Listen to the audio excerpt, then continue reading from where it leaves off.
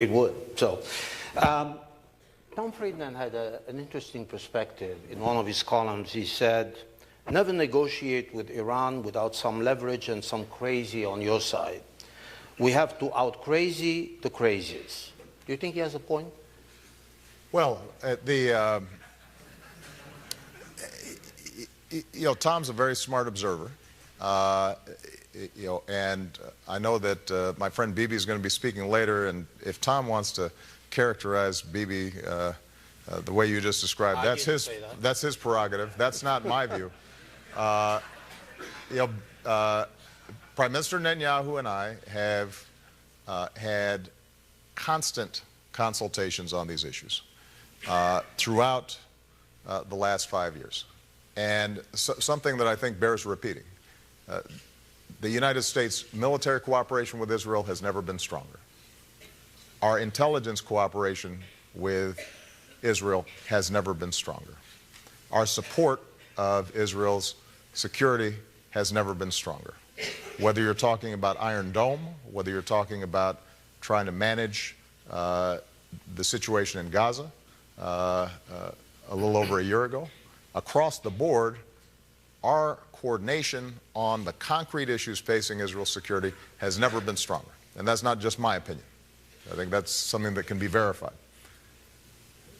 There are times where I, as President of the United States, am going to have different tactical perspectives than the Prime Minister of Israel, and that is understandable.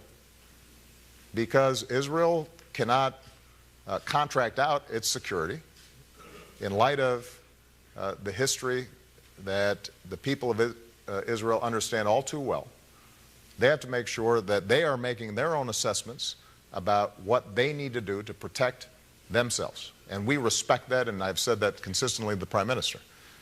But ultimately, it is my view from a tactical perspective that we have to test out this proposition. It will make us stronger internationally, and it may possibly lead to a deal that we'll have to show to the world.